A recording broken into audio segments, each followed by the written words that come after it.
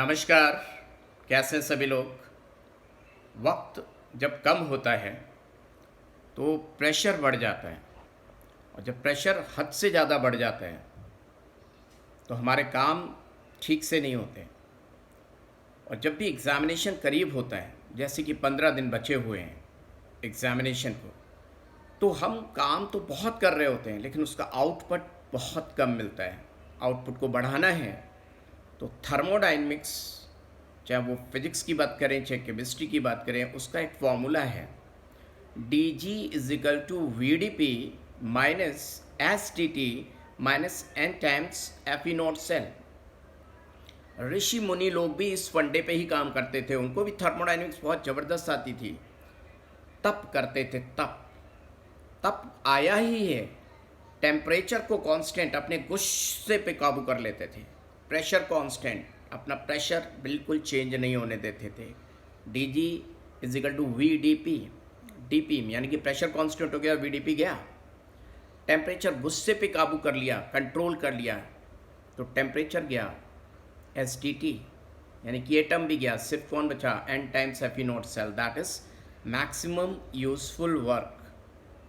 अगर थर्मोडायनेमिक्स नहीं समझ में आ रही तो हमेशा याद रखो, जब भी एग्जामिनेशन करीब हो, एक तो इरिटेशन पे काबू करिए, इरिटेट मत होइए। दूसरा, प्रेशर मत बढ़ने दीजिए। अब ये कैसे कैसे काबू करेंगे। बातें करना बहुत आसान होता है लेकिन काम को करना बहुत टफ होता है। देखिए, आप जब बहुत ही टेंशन फ्री पढ़ाई कर रहे थे तो आपको इमिडिएटली चीज़ समझ में आती थी। आज आप समझ नहीं रहे, आज आप निपटा रहे हैं, तो सबसे पहले तो लाइफ को अब नॉर्मल कर लीजिए। आपने बहुत जम के पढ़ाई कर ली है, थोड़ा म्यूज़िक सुन लीजिए, नॉर्मल रहिए, बिल्कुल जैसे पहले रहते थे। अब देखिएगा, लास्ट के ये 15 दिन बहुत डिसाइड करेंगे एग्जामिनेशन में। जो बच्चा बहुत नॉर्मल रह के अपने आप को बहुत नॉर्मलाइज करके पढ़ाई करेगा, टेंशन फ्री, खाना खा रहा है, ठीक से सो ले रहा है, क्योंकि अभी ये जो पिछला 1 महीना आपका बीता है एग्जामिनेशन से पहले, आपने सब कुछ आर्टिफिशियल तरीके से किया। आर्टिफिशियल तरीके से मतलब जब पढ़ना होता था उससे ज़्यादा पढ़ रहे हैं, सोने के टाइम में कटौती करके आप पढ़ाई कर रहे हैं, कटौती करके अब टाइम नहीं रहा। चलो, पीछे आपने 1 महीने कर लिया, इट्स वेरी गुड। लेकिन अब ये जो लास्ट का टाइम है एग्ज़ामिनेशन से पहले, बिल्कुल जैसी नॉर्मल लाइफ थी, बस बाहर ज़्यादा मत घूमिए, थोड़ा टहल लीजिए। घर में जगह नहीं है तो थोड़ा घर के पास आप टहल लीजिए थोड़ा, और मनन करिए, और इससे आपका प्रेशर रिड्यूस होगा। मैं नहीं कह रहा हूँ प्रेशर बहुत कम कर लो कि बस चिंता फ्री हो जाओ, नहीं, चिंता तो आप करेंगे, एग्जामिनेशन है तो वो तो आपका साइकोलॉजिकल इफेक्ट है कि चिंता आपने करनी है, लेकिन प्रेशर बढ़ने नहीं देना है। वो तभी होगा जब नॉर्मल लाइफ में आ जाए। नॉर्मल लाइफ मीन्स हल्का सा म्यूज़िक सुन लिया, थोड़ा सा बैठ के मतलब थोड़ा मनन कर लिया, यही नहीं बुक खोल के बैठे पढ़ रहे हो। लास्ट के 15 डेज़ में मैं कुछ भी बहुत बड़ा सुझाव नहीं दूंगा कि आप क्या करें, हर कोई तरह तरह की बातें करेगा, लेकिन मैं सिर्फ एक बात पे फोकस करूंगा, अपना प्रेशर और टेम्परेचर। जो इरिटेशन के कारण अंदर इंट्रोपी बढ़ रही है, उससे टेम्परेचर के साथ साथ इंट्रोपी बढ़ती है। तो गुस्से पे काबू, अपने आप पे ही आप इसमें गुस्सा कर रहे होंगे, किसी पे नहीं कर रहे होंगे, अपने आप की उलझनों को सुलझाने में लगे होंगे, और वो उलझनें आपका टेम्परेचर बढ़ाती हैं। वो ग्राउंड स्टेट से ऊपर हायर एनर्जी लेवल पे ले जाती हैं, एंट्रोपी को बढ़ाती हैं, और जब शांत मन नहीं होता तो कुछ भी अच्छा नहीं लगता। तो थोड़ी देर के लिए गुनगुना लीजिए, म्यूज़िक सुन लीजिए, और फिर शांत मन से पढ़ाई करिए। यही है रेमेडी, सबसे बड़ी रेमेडी। और दूसरा ये कि कहीं भी टेस्ट सीरीज़ मत ज्वाइन करिए। इस लास्ट मोमेंट में किसी भी कहीं के भी टेस्ट मत दीजिए।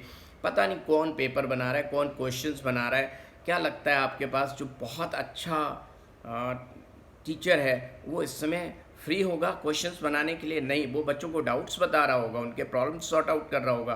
तो पेपर किसने बनाया हो, क्यों पेपरों में उलझे हुए हैं, पता नहीं सही क्वेश्चन बना गलत बना है, उसके चक्कर में अपनी रैंक ख़राब कर रहे हो ना, बिल्कुल नहीं। आपके पास टाइम है, उसमें एनसीईआरटी की लाइन टू लाइन पढ़ डालिए। क्यों, कई बार ऐसी लाइन्स उठकर एनसीईआरटी की आ जाती हैं जो आप कितनी भी बुद्धि लगा दें आप नहीं सॉल्व कर सकते हैं। आपका for example 3 years back question आया था मेडिकल में कि कन्फर्मेशनल आइसोमेरिज्म का एनसीईआरटी की लाइन उठ कर आ गई थी, बॉन्ड एंगल एंड रोटेशन वाली, बॉन्ड लेंथ वाली। अगर किसी ने नहीं पढ़ी होंगी वो लाइंस, कितनी भी ब्रेन लगा ले, that child is not able to not going to solve that question. फिर एक बार पॉलीमर की लाइन उठ कर आ गई, पहले ही पेज पे जो लाइन दी हुई थी, और उसमें क्या हुआ, उसमें कई लोगों ने केस भी किया कि नहीं ये तो ऐसा है वैसा है, उस किताब में ऐसा दिया है, बट एग्जामिनर ने एनसीईआरटी की लाइन टू लाइन उठा के रख दी थी, उसमें बात समझने समझाने की थी नहीं, एज सच लाइन छाप दी, कोई चैलेंज नहीं कर सकता।